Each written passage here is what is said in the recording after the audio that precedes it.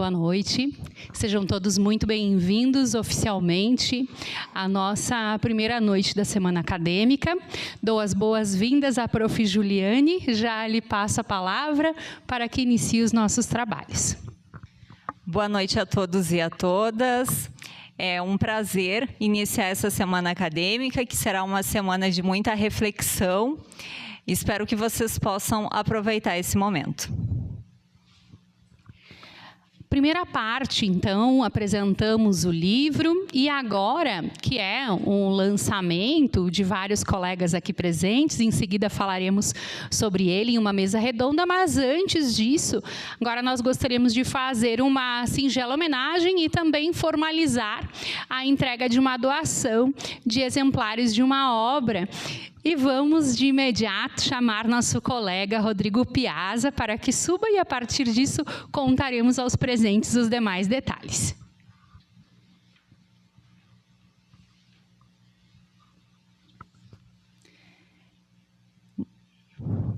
Na sequência da programação da noite, vamos realizar a entrega formal de 25 exemplares da obra O Espírito da Norma Pericial, que é essa obra que a Prof. Fernanda está mostrando. Escrita por Cláudio Rosa Machado, que é o pai do Rodrigo. A obra apresenta importantes reflexões acerca da atividade pericial, destacando a relevância da clareza, da objetividade, da ética e da imparcialidade na elaboração de laudos técnicos. Entre os temas abordados encontram-se estudos relacionados a componentes básicos periciais, análises técnicas de casos de grande repercussão, como o episódio da Boate Kiss em Santa Maria, e o acidente envolvendo o ex-presidente Juscelino Kubitschek. A publicação também aborda casos curiosos envolvendo psicografia requisitada em processos, com referência à participação de Francisco Cândido Xavier, o Chico Xavier. Como destacado na própria obra, um perito é um sujeito de prova. Registramos, então, que o Rodrigo fez a doação de 25 exemplares, sendo que 16 deles permanecerão na nossa unidade aqui de Caxias do Sul e será utilizado como bibliografia básica. Os outros exemplares serão destinados às nossas mantidas e um exemplar será sorteado entre os presentes da noite de hoje. Eu vou passar a palavra, junto com o agradecimento, para o Rodrigo, que fará uso. Boa noite a todos e todas. Inicialmente, eu gostaria de dizer que é uma alegria estar na presença dessas pessoas aqui hoje e dizer que eu fico muito honrado e muito feliz de poder estar fazendo essa doação. Para explicar um pouco a todos, para que fique mais fácil de compreender, né, o meu pai, ele faleceu há alguns anos e pouco antes do falecimento dele, né, decorrência de um problema de saúde inesperado, ele havia recém-publicado essa obra. E dentre os exemplares, né, ele fez diversos para expor à venda e muitos deles acabaram ficando em casa. Então, eu tenho feito essas doações já há algum tempo, porque ela é uma obra muito qualificada para permanecer ocupando esse espaço, né, na minha casa. O meu pai, ele foi perito judicial, nomeado em diversos processos por muitos e muitos anos. Ele não era formado na área do direito, né, veio da área da engenharia, mas ele fez uma especialização na área de segurança do trabalho e ele se cadastrou, né, na Justiça do Trabalho e na Justiça Federal. E por muitos e muitos anos, o meu pai e a minha mãe trabalharam nessa área, né? A minha mãe ainda trabalha na área da perícia grafotécnica e ainda é muito requisitada em muitos processos no estado inteiro. E o meu pai, ele sempre foi muito vinculado à área espírita, né? Sempre fez trabalhos em centros espíritas e ele sempre foi muito vinculado a essa área e escreveu, né, tudo o que ele sabia nesse livro. Então, eu recomendo fortemente a leitura, né? Espero que lá do plano superior ele esteja muito feliz E as perícias, né, para vocês acadêmicos, ela é um momento muito importante, né? Provavelmente o professor Biano deve falar bastante nas disciplinas da área de direito do trabalho, né, sobre como a perícia é importante num processo judicial e em quantas oportunidades o resultado de um processo ele é definido pelo acolhimento da prova pericial, né? Na área criminal também e em diversas outras áreas, na área civil, nas perícias grafotécnicas que envolvem assinatura. Então, recomendo que procurem a obra, leiam, desfrutem e que façam um bom uso. Muito obrigado pela oportunidade, eu agradeço.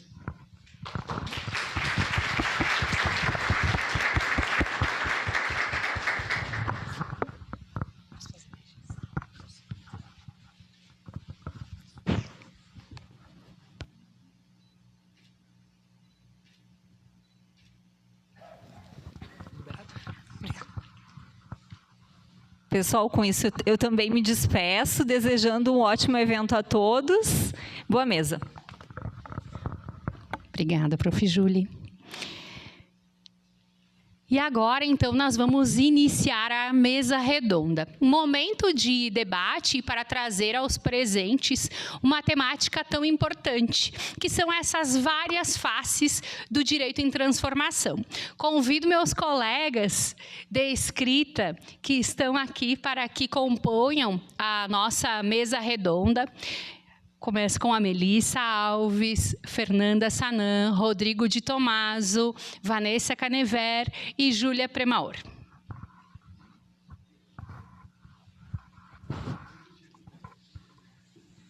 Vejam que hoje é uma mesa Rio Grande do Sul e Rio de Janeiro, né?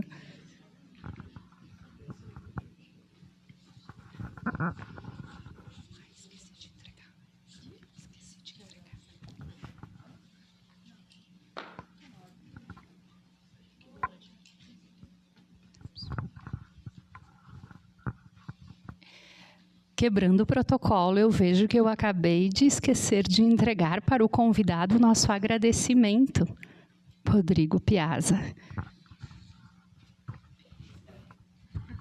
Em seguida, lhe entrego.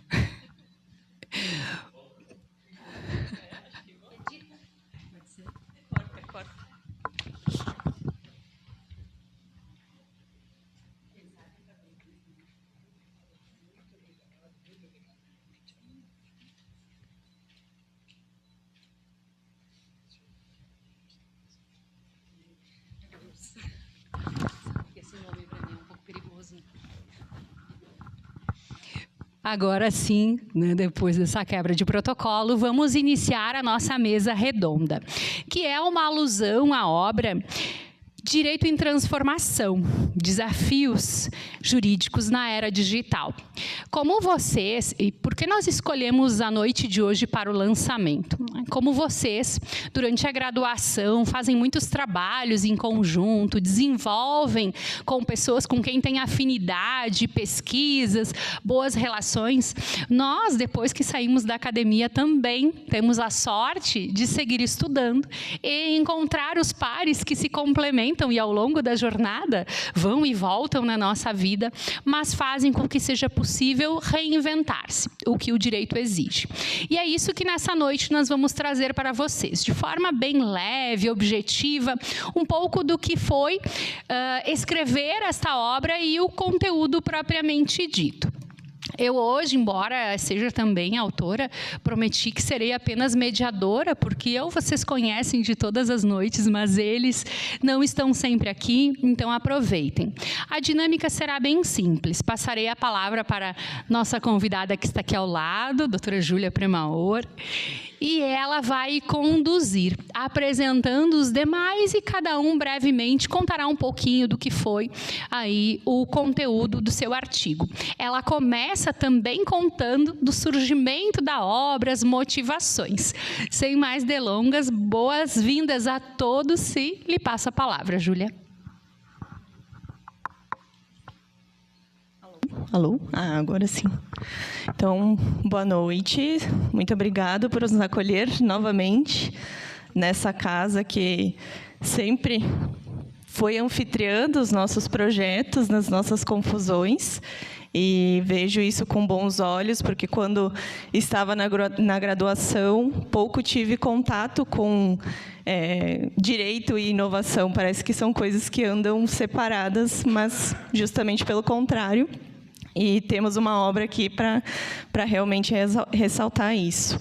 Então, agradeço mais uma vez por nos receber aqui. Fico feliz também pela presença dos alunos, dos professores que vieram nos prestigiar. E espero poder contribuir um pouco aí com o conhecimento de vocês. E acredito que depois, no final, a gente vai ficar à disposição também para trocar mais alguma ideia. Então, para iniciar, né, da onde que surgiu a ideia de fazer esse livro? A gente participa da Associação Brasileira de Advogados, que é uma associação sem fins lucrativos, que tem mais de 2.000 associados ao longo, enfim, por todo o Brasil. Temos aqui a prova viva, né, que a nossa colega carioca veio passar um pouquinho de frio aí para também estar presente no lançamento, que contribuiu para o desenvolvimento dessa obra em conjunto. E a nossa comissão é a Comissão de Startups e Tecnologia, que também tem muito a ver com a inovação em si e traz muitos debates jurídicos envolvendo a criação das startups, né? Então, a gente matutando, né, quais são os projetos que a gente vai lançar pela comissão, e a gente falou, por que a gente não abre um edital e ver se tem mais algum maluco, né, ao longo desse Brasilzão aí que quer contribuir com a gente nessa temática.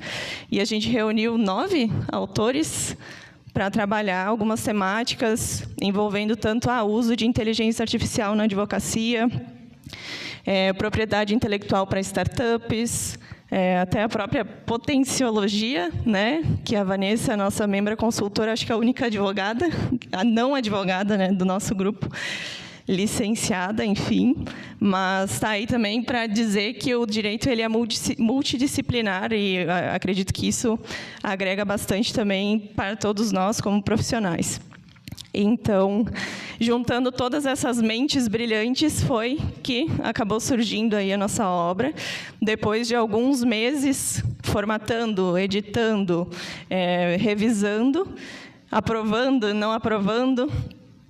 Acho que foram 8 meses, né, de trabalho aí, e finalmente estamos com o nosso exemplar em mãos. Quem quiser adquirir, inclusive, temos alguns ali atrás da nossa sala. E, bom, vamos a minha temática, né? Até a Marcela estava conversando comigo ali no início, mas fala só sobre marketing jurídico esse livro. Eu falei, não fala sobre marketing jurídico, mas fala sobre outras muitas coisas, né? Então, é uma gama de coisas que a gente pode abordar nesse viés. E o meu artigo, eu trouxe sobre a questão da responsabilidade civil dos provedores, né, das redes sociais, vamos colocar assim.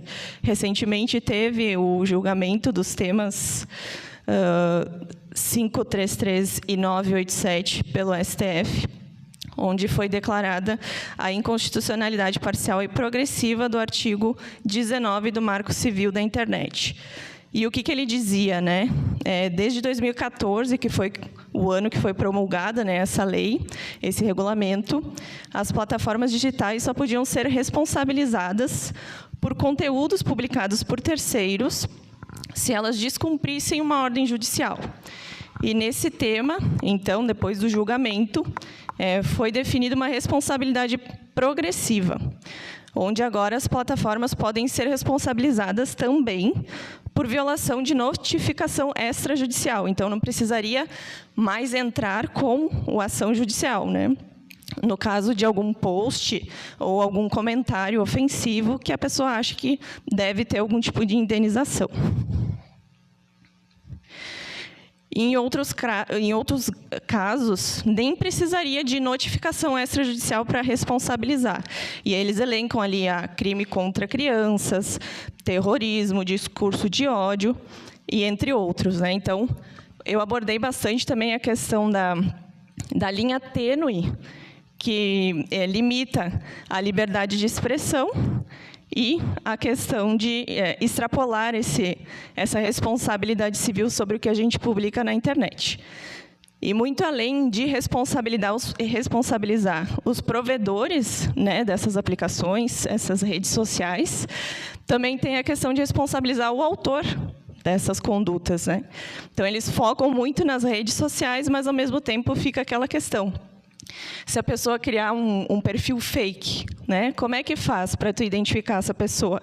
Quais são os mecanismos que as redes sociais elas buscam e ofertam para o usuário enfrentar esse agressor, vamos colocar assim.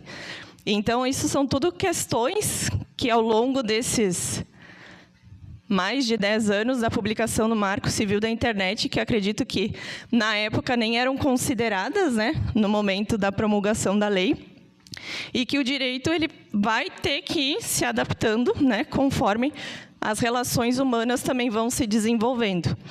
Então, só um breve spoiler, né, do que eu abordei no meu artigo. Se ficaram curiosos, adquirem na nossa obra, que com certeza vai agregar bastante no conhecimento de vocês.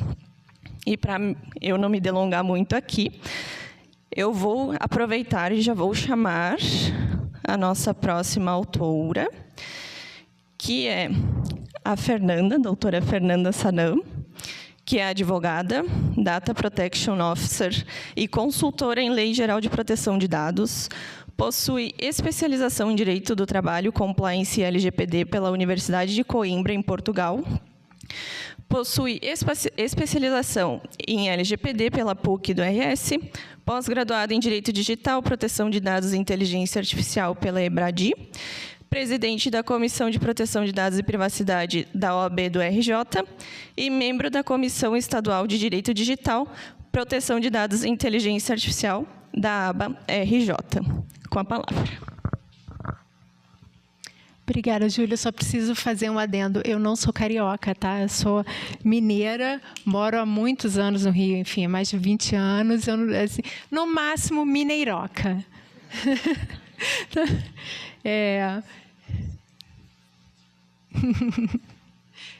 Vocês vão perceber que eu ainda guardo muito do sotaque mineiro. Vamos lá, gente. Cumprimento aos professores que estão aqui presentes, aos alunos, aos estudantes que estão aqui, às pessoas que vieram aqui prestigiar seus entes queridos. Vi que muitas pessoas aqui trouxeram familiares, e isso é muito importante, principalmente quando a gente está falando de desafio digital, né? Que a palavra que mais pode expressar a área do direito digital é desafio, porque falta informações e é uma área muito recente ainda que precisa ser desbravada, e nós nos propusemos a fazer isso de uma maneira muito transparente, muito direta, sem juridiquês, que isso é muito importante, para que a nossa mensagem chegue até vocês, sejam pessoas ligadas ao direito ou não. É fundamental que a gente abra mão daquele discurso, né, brocados jurídicos, para que a mensagem realmente seja muito clara.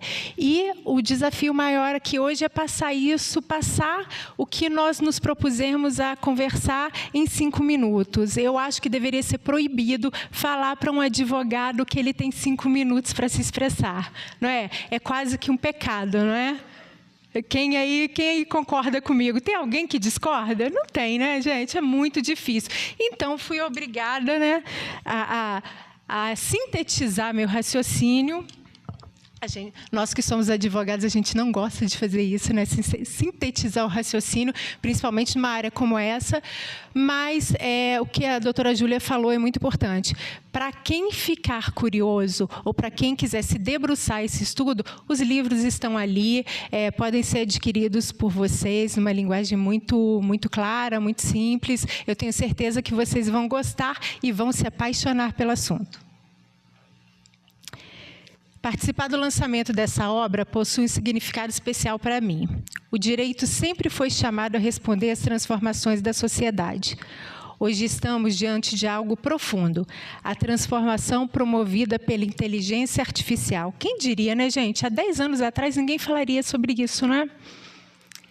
Quem aqui utilizou inteligência artificial hoje? Gente, olha só, ou vocês estão com vergonha, vocês não têm noção que vocês utilizaram inteligência artificial várias vezes ao dia. Mesmo que vocês pensem que não têm usado, vocês provavelmente usaram ao abrir o aplicativo do banco, ao chamar um Uber, ao receber uma recomendação de filme, de música. Se vocês acham que vocês estão escolhendo as músicas que vocês estão ouvindo, os filmes que estão assistindo, será que vocês estão escolhendo ou estão sendo induzidos a escolher? Essa é uma questão muito importante. Ao usar o GPS, ao pesquisar algo na internet, gente, tudo hoje está conectado, interligado por inteligência artificial. E a IA está presente em nossas vidas de forma muito silenciosa, porque a gente está incorporando no dia a dia cada vez mais. No artigo que escrevi, IA como ativo geopolítico, procurei discutir algo que vai além da tecnologia em si. Porque a grande pergunta não é o que a IA consegue fazer. Isso, gente, a gente descobre todos os dias, não é? Quando a gente precisa fazer alguma coisa, a gente pesquisa, tem um aplicativo, tem uma ferramenta de inteligência artificial que te propicia utilizar de uma forma incrível, até surpreendente, não é? Agora, a pergunta principal é: quem controla a inteligência artificial? Quem controla a infraestrutura da IA? Quem estabelece as regras? Porque hoje não estamos falando apenas de algoritmos, estamos falando do poder que durante muito tempo esteve atribuído ao petróleo, ao território, aos recursos naturais, à influência das nações. Hoje observamos o surgimento de um novo ativo. É o ativo dos dados, a capacidade computacional IA. Isso gera, gente, consequências muito importantes. Países que produzem tecnologia podem definir padrões, criar regras e influenciar economias. Eu acho que vocês já devem estar pensando em alguns países aí mentalmente, né? Pelo menos duas grandes potências que lideram a tecnologia no mundo inteiro. Países que apenas consomem tecnologia podem acabar dependendo de decisões tomadas em outros países. Fica aqui uma reflexão. Nós estamos produzindo tecnologia ou só consumindo tecnologia? Qual será o papel do direito diante disso? Porque a tecnologia sem governança pode gerar riscos, pode gerar discriminações algorítmicas, pode gerar violações à privacidade, pode gerar concentração de poder. É exatamente nesse ponto que o direito deixa de ser apenas uma ferramenta de resolução de conflito e passa a atuar como instrumento de construção do futuro. Nós, profissionais do direito, e especialmente vocês, estudantes, terão uma missão muito diferente daquela imaginada há alguns anos. Talvez o advogado do futuro não discuta apenas contratos tradicionais. Talvez precise compreender algoritmos. Talvez precise avaliar impactos de sistemas de IA. Talvez precise também avaliar impactos de sistemas de IA em saúde, o que já vem acontecendo, em educação, na área de segurança pública. Um exemplo que a gente pode dar concreto é o monitoramento de vias públicas, monitoramento de veículos, monitoramento de pessoas. E direitos fundamentais. E isso não significa que a tecnologia substituirá o direito. Muito pelo contrário. Quanto mais tecnologia, mais essencial será a presença humana para estabelecer limites, princípios e responsabilidades. Não precisamos assumir o papel de meros consumidores de tecnologia. Temos universidades fortes no Brasil, temos pesquisadores, temos produção científica, temos um importante arcabouço regulatório. Aqui eu chamo a atenção para a nossa Lei Geral de Proteção de Dados. Nós precisamos fazer escolhas, porque neutralidade também é uma escolha. E é por isso, momentos como esses de hoje, de discussão de assuntos que são relevantes e poucos discutidos. Porque livros não são apenas páginas, são espaços de construção coletiva. E talvez a maior contribuição dessa obra seja exatamente isso, não oferecer respostas definitivas, mas provocar questionamentos. Então, hoje, se eu puder deixar aqui, provocar um questionamento para vocês, seria exatamente isso. Como que vocês veem o nosso país? Nós estamos apenas consumindo tecnologia, desfrutando da tecnologia, desfrutando da inteligência artificial, ou somos protagonistas, ou desenvolvemos? A gente tem esse controle do viés discriminatório? Muitos de vocês podem nem saber o que é o viés discriminatório, mas isso acontece no dia a dia, a cada aplicativo que a gente baixa e começa a utilizar.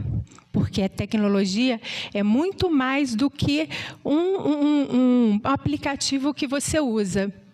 A tecnologia, muitas vezes, está direcionando até o que você faz no dia a dia, as suas escolhas, com quem você se relaciona, o que você escuta, o que você consome, principalmente o que você consome. Então, muito obrigada pela acolhida. Estou aqui há alguns dias, amando a região, já conheci a região, não conhecia a cidade, e espero voltar mais vezes. E se alguém gostar desse debate, estaremos abertos aí para discutir sobre isso. Muito obrigada. Muito obrigada pela fala, doutora Fernanda. Passando, então, para a nossa próxima autora, a doutora Melissa, que é advogada graduada em Direito pela UX, especializada em Propriedade Intelectual pela Faculdade de Desenvolvimento do Rio Grande do Sul e secretária-geral da Comissão de Startups e Tecnologia da ABA. Com a palavra. Boa noite a todos. Quero cumprimentar essa universidade, que nos recebe sempre com muito carinho, na pessoa da Fernanda. Quero cumprimentar os demais autores do livro, que então, cada um na sua respectiva atribuição, construiu junto conosco essa obra. E quero cumprimentar a todos que estão aqui presentes, nos dando um tempo, dessa noite. É uma alegria participar da construção desse livro. O tema do artigo que eu produzi, ele diz respeito à proteção jurídica dos ativos intangíveis. Por quê? Por que eu quis escrever sobre esse tema, além de ser minha especialidade? Porque eu entendo que muitas empresas valem mais pelo que criam hoje, do que pelo que possuem fisicamente, São aqueles ativos intangíveis, então. A ideia central do meu artigo é mostrar que as empresas, no geral, mas principalmente as startups e as empresas inovadoras, elas vivem de inovação. Mas inovar não basta apenas, é preciso proteger juridicamente aquilo que se cria. Muitas vezes, o maior patrimônio da empresa está relacionado às marcas, aos softwares, à tecnologia, ao design, ao conhecimento técnico e à identidade visual. O que a gente percebe atuando nesse segmento aí por 20 anos é que um problema que eu identifico e trago isso no artigo é que muitos empreendedores, por vezes, focam apenas no crescimento da empresa, na operação, nas vendas, no investimento e deixam de lado a proteção jurídica, Deixam para um segundo momento.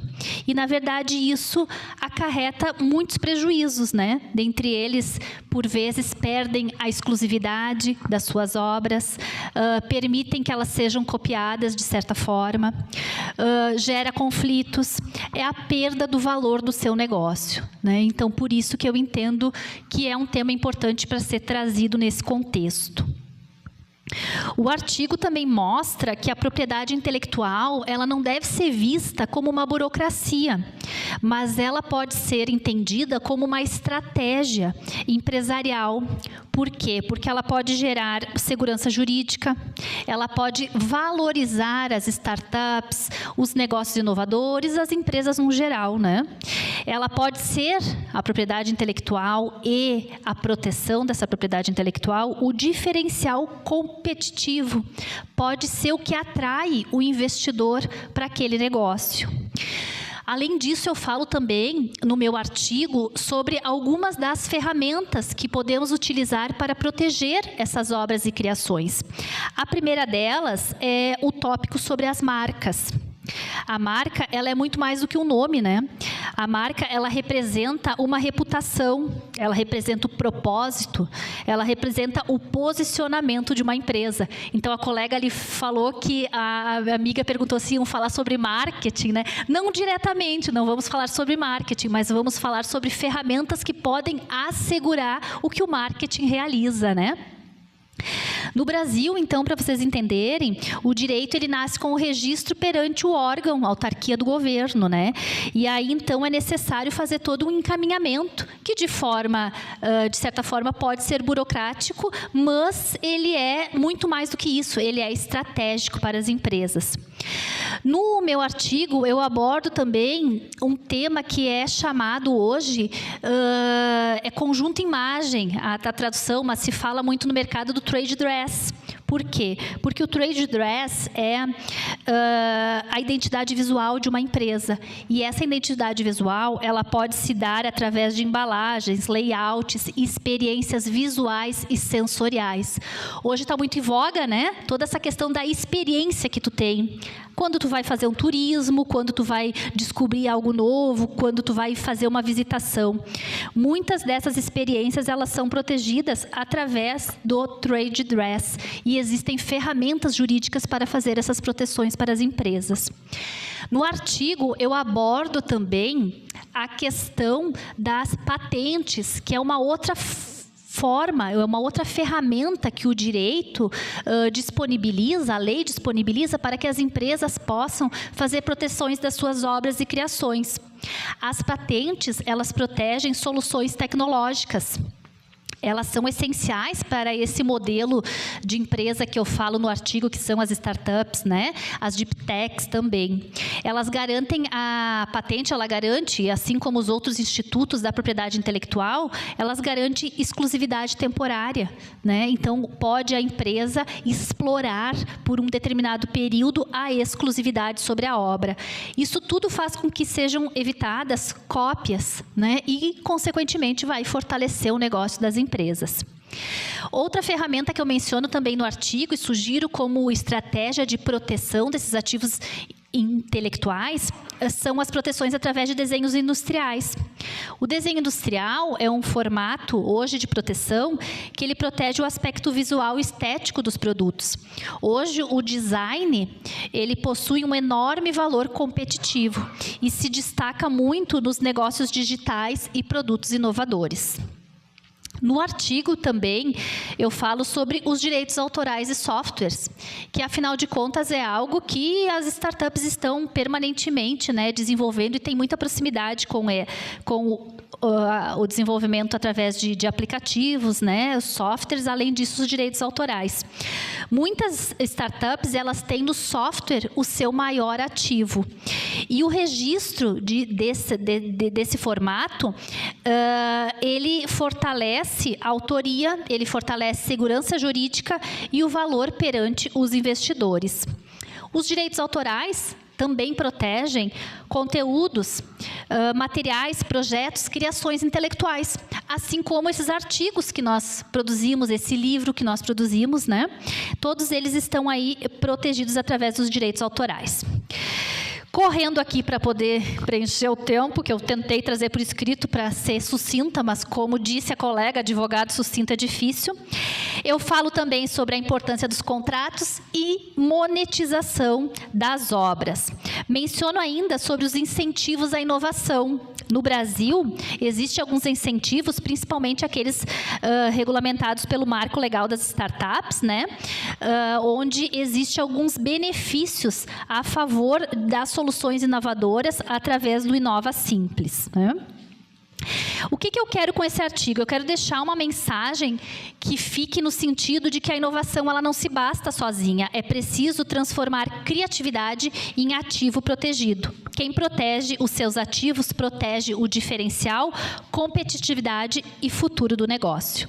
Então, o que eu espero com esse artigo, colegas? Eu espero que este artigo possa servir não apenas como uma reflexão acadêmica, que também é importante, mas eu quero que ele seja um instrumento prático de conscientização para os empreendedores, para os acadêmicos, para todos aqueles que acreditam que a inovação é uma ferramenta de transformação.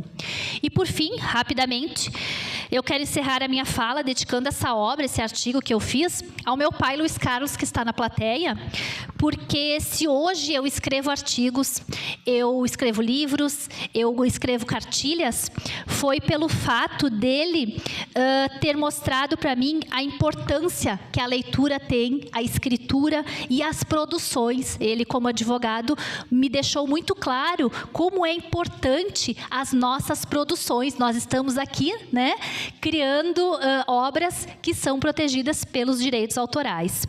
Então, sem dúvida, ele foi uma pessoa inovadora na sua carreira e me ensinou muito sobre isso. E é por isso que eu quero, dessa forma, fazer este reconhecimento e gratidão na pessoa dele, né? Então, muito obrigada, me coloco à disposição, qualquer dúvidas em relação ao artigo e ao livro. Extrapolei o tempo? Muito obrigada, doutora Melissa. Só fazendo um gancho, né, o legado que a gente deixa, porque no mundo digital ainda o impresso é o que fica, né, é o que permanece. Muito bem. E agora, passando então para o Dr. Rafael, que é bacharel em Direito pela UX, especialista em Direito Digital pela FMP e membro da Comissão Estadual de Startups e Tecnologia da ABA, ex-presidente da comissão também, e meu sócio. Então, com a palavra. Bom, eu sou o que leva a fama de estourar o tempo, então vou tentar me controlar aqui, né? Mas eu não posso deixar de primeiro agradecer e parabenizar a Júlia, nossa presidente da comissão, por organizar essa obra e oportunizar que nós pudéssemos escrever, né? Registrar também um abraço ao nosso presidente nacional, Dr. Esdras Dantas, da Associação Brasileira de Advogados, e nosso diretor estadual, Tiago Kidrix. Eu nunca sei falar o nome dele, ele é polaco, mas é mais ou menos assim que diz. E agradecer, enfim, os demais autores que estão aqui presentes, agradecer a Fernanda e a UNFTEC, que sempre nos receberam. A gente fez diversos eventos da Comissão de Startups e Tecnologia da ABA aqui, sobre tecnologia e saúde, inteligência artificial e tecnologia, enfim, foram uns 4, 5 eventos, pelo menos, que fizemos aqui. Somos sempre muito bem recebidos nessa casa, né? E temos aqui a Fernanda como uma mineroca, né? Eu sou o cariúcho da turma, né? Então, moro aqui há 25 anos, mas sou natural do Rio de Janeiro, como talvez vocês tenham percebido. E o meu artigo, meu capítulo do livro foi sobre a corrida armamentista e a aniquilação dos direitos fundamentais pelas Big Techs. Os mais jovens talvez não estejam familiarizados com o termo corrida armamentista, que foi o que originou o capítulo, né? Mas, principalmente durante a Guerra Fria, mas não só, toda vez que um país começava a se armar um pouco mais, os vizinhos começavam a se armar ainda mais, porque precisavam ou se defender ou atacar primeiro, conforme o caso, né? E dentro do contexto da inteligência artificial, a gente tem visto isso acontecer também, né? Como a doutora Fernanda mencionou antes, nós temos uma disputa não só entre as Big Techs, mas também entre países, entre nações, para ver quem vai ter o domínio dessa nova era da inteligência artificial que vem surgindo, né? E nessa corrida, quem ficar pensando muito nas regras tem medo de ficar para trás, né? Então, a gente acaba tendo, não só pelas Big Techs, mas principalmente pelas Big Techs, um desrespeito completo aos direitos fundamentais, aqueles direitos que nós temos de mais preciosos, entre eles o de proteção de dados e privacidade, que é totalmente ignorado, o sigilo das comunicações, né? O dos direitos autorais também, né? Então, nós temos quase que um desprezo, quase não, um desprezo por esses direitos e pelas regras que deveriam ser observadas no uso e no desenvolvimento dessas ferramentas. Então, a ideia não é desestimular o uso das ferramentas, até porque não tem como hoje ser competitivo sem utilizar ferramentas de inteligência artificial em quase qualquer atividade, né? Talvez tenha sobrado uma que outra, não consigo pensar em nenhuma agora, mas em usar com cautela, porque tudo aquilo que você está colocando naquela ferramenta vai para o outro lado, sabe-se lá o que é o outro lado da ferramenta, né? Então, uma questão que me chamou muita atenção quando começou a ter uma popularização maior das ferramentas de inteligência artificial generativa foi quando a Microsoft proibiu o uso o uso de ferramentas pelos seus empregados. Então, vejam, uma das empresas que mais investe no desenvolvimento de inteligência artificial foi a primeira a proibir o uso antes que eles conseguissem ter salvaguardas ali dentro, porque elas sabem que as outras Big Techs que estão do outro lado daquela ferramenta vão utilizar de uma forma ou de outra aquelas informações, aqueles códigos, enfim, aqueles segredos industriais, dados pessoais que muitas vezes são colocados ali, né? Uma outra questão que eu não trago tão forte dentro do meu capítulo, mas que também vale mencionar, é a questão dos direitos autorais, né? Nós temos hoje o New York Times e a Folha de São Paulo processando a OpenAI pelo uso de suas informações, pela violação de seus direitos autorais, em razão do acesso indevido e não pago aos conteúdos produzidos por esses jornais. O que é divertido, porque eu duvido que os jornalistas da Folha de São Paulo e do New York Times não usem as ferramentas de inteligência artificial também nas suas atividades, né? Então, é um pouco irônico, né? Mas, enfim, essas são algumas das várias reflexões que nós temos que ter nesse contexto. Esse artigo ele foi escrito já tem 1 ano e pouco, né, até ele ser publicado, e é interessante, não sei se num bom ou num mau sentido, a gente vê que estamos vivendo uma guerra de fato com o apoio de ferramentas de inteligência artificial, né? Então, quando eu falei armamentista no título do meu capítulo, na época, era uma metáfora. Agora a coisa já acabou se tornando realidade, né? Nós tivemos uma série de ataques guiados com apoio de inteligência artificial nos meses atrás. Então, não quero contar tudo que tem no meu capítulo também, porque senão vocês não vão comprar o livro. Eu preciso que vocês comprem para continuarem me convidando a escrever, né? E, para finalizar, eu quero só deixar um registro aqui que acho que no mês que vem, talvez, vai sair uma nova obra para a qual eu escrevi um capítulo junto com a Melissa, justamente sobre trade dress no ambiente digital. E agradecer novamente, Fernanda, a oportunidade de estar aqui na UNFTech, onde eu sempre tive espaço para falar sobre temas que são objeto do meu trabalho hoje, que quando eu estava na faculdade, ninguém falava nisso, porque nem existiam, né? Então, é interessante perceber que 95% do que eu faço hoje no escritório não tinha sido inventado quando eu estava na faculdade. E um agradecimento especial para a Ângela, minha esposa, que está ali no fundão, né, na turma do fundão, que nunca vem nos eventos, hoje ela vem, então eu me sinto muito prestigiado. Muito bem, muito obrigado, doutor Rafael. Agora, passando a palavra para Vanessa, a única dona. Então, ela é empresária, ela é graduada em Direito, mestre em Educação, pós-graduada em Gestão de Pessoas, Pedagogia Empresarial, Dinâmica de Grupos e Educação à Distância, especializada em Inteligência Emocional e Métodos Ágeis e criadora da Potenciologia, além de ser membro consultiva da Comissão de Startups e Tecnologia da APA. Com a palavra. Obrigada. Eu primeiro tenho que agradecer vocês que estão aqui, porque senão a gente não estava, né? E também, principalmente, os que adquirirem o livro, porque daí é por isso que a gente escreve. Mas eu tenho um agradecimento especial à Melissa, porque, primeiro, que eu disse assim, direito para mim é vida passada. Eu trabalhei em 99 com o pai da Fernanda, então imagina aí, né? E aí eu acabei, por causa dela, entrando na aba como membro consultivo, porque assim, eu hoje tenho uma startup, tenho uma empresa já desde 2018, e a parte boa é que o direito, independente se a gente segue fazendo, né, trabalhando com o direito, ter esse conhecimento jurídico é muito importante. E aí eu disse, vai ser bom eu voltar um pouco, porque, de repente, o LGPD, por exemplo, nem existia quando eu estudava. Então, a gente também se atualizar, né? E o meu artigo, daí, por causa da Melissa, ela disse, não, daí tu vai ter que escrever. Eu digo, mas o livro é de direito. O que eu vou escrever? E aí, eu advoguei 7 anos e fui 12 anos servidora pública do TRT. Então, onde mais eu estive era nas relações de trabalho. E hoje eu trabalho com a potenciologia, que é com a potência humana, justamente porque quando é que a gente escolhe a faculdade? Com 17 anos, né? Quanto a gente tem de experiência? E aí eu lembro que na metade da faculdade eu pensei, não, acho que não é isso que eu quero, mas aí o que eu vou fazer? Também não sabia. Daí eu fui continuando. E aí a gente demora, às vezes, para descobrir. Então, hoje, o meu estudo principal é sobre a potência. E aí eu disse, como é que eu vou escrever um livro sobre né, um artigo sobre isso? Mas aí, o que eu resolvi fazer? Porque, para dar aula também, porque depois, em 2018, eu saí do tribunal e dou hoje cursos de liderança. E do que eu trabalho é aposentadoria, por exemplo, ou qual é a relação que a gente tem com o trabalho mesmo, não é só uma questão jurídica, mas eu vejo o trabalho como algo bom ou como, chegou a segunda-feira.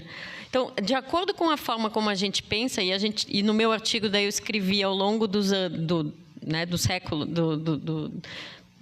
da história mesmo, né? Como é que a gente se relacionou com o trabalho ao longo do tempo? E aí falo também da tecnologia, porque a gente pensa que tecnologia, de repente, é um aplicativo, mas quando inventamos a roda, foi uma tecnologia. Quando inventamos a agricultura, foi uma tecnologia. Então, a gente parar para pensar nisso.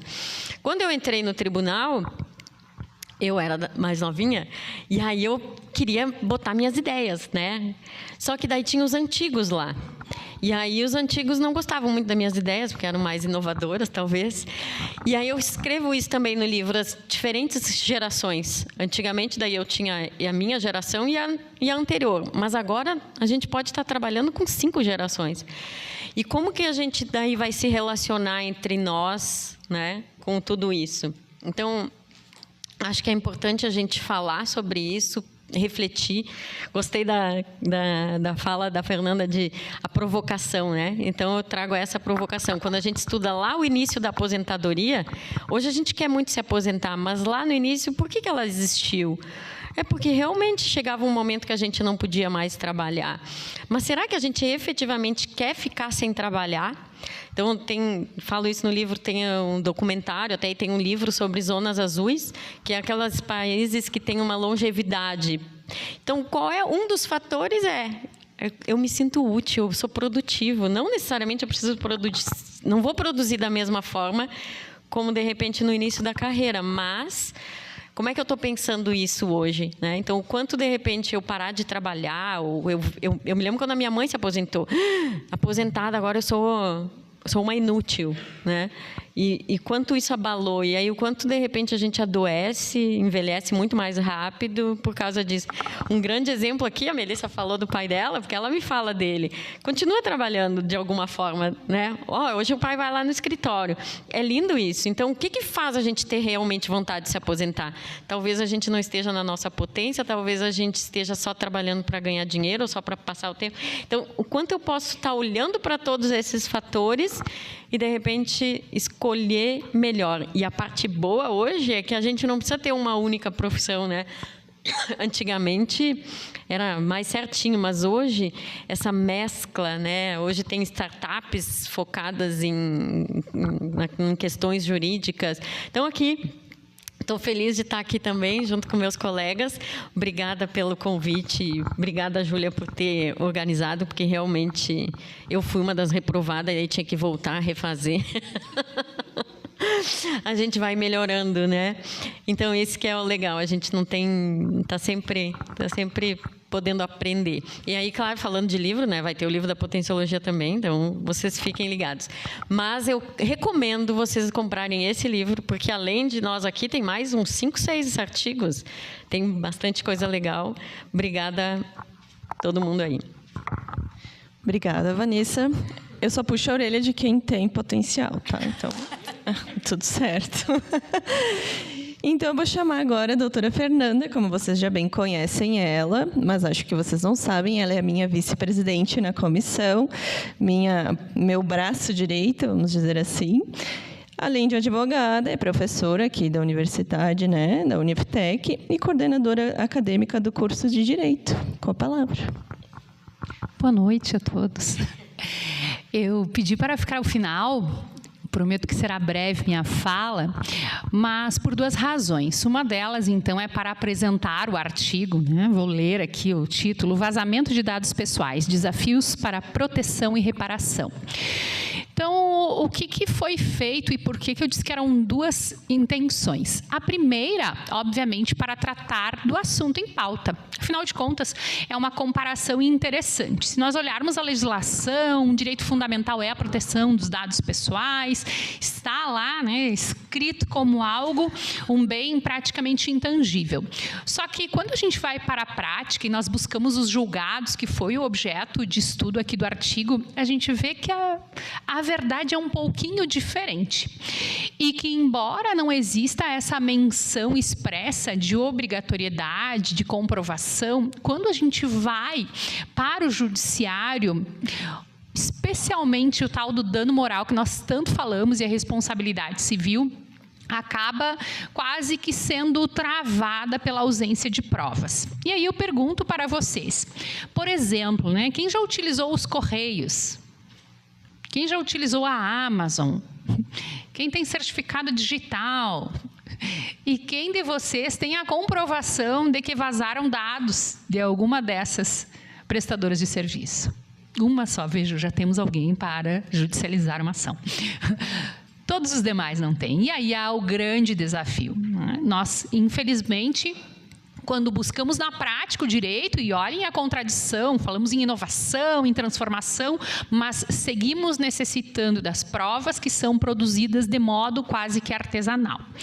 Isso comprova que ainda temos muito campo para atuar.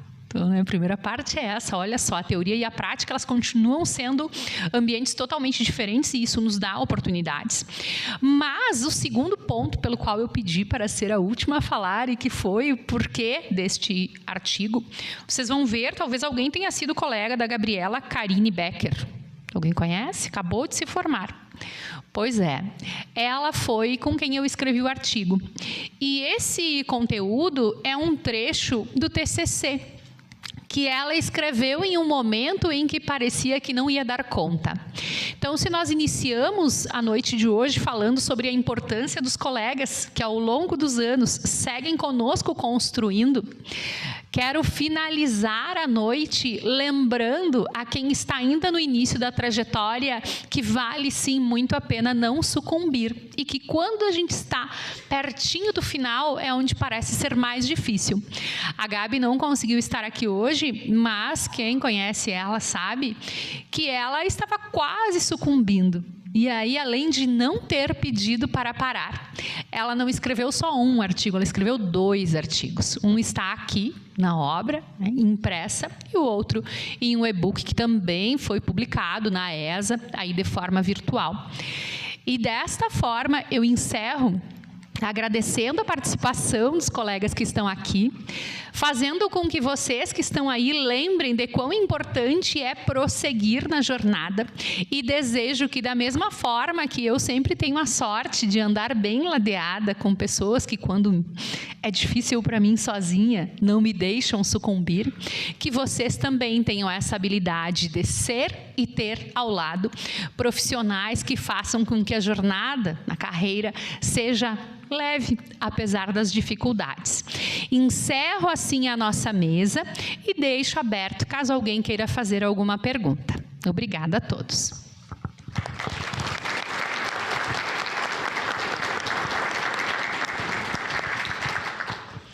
Alguém dos presentes tem alguma pergunta? Enquanto o pessoal toma coragem, só fazer o registro que a Gabi foi estagiária lá no escritório também, fez estágio curricular lá. Então, atendendo à dinâmica da semana, que é finalizar a nossa atividade na primeira parte da noite, encerro esta primeira noite de atividades, solicito que vocês retornem para suas salas, registro novamente um agradecimento especial aos colegas professores que estão aqui na noite, aos convidados, e desejo a todos uma excelente e produtiva noite. Vamos só registrar com foto, porque sei que tem alguns que precisam confirmar a presença com registro fotográfico, e depois disso, sim, estão todos liberados. Uma boa noite.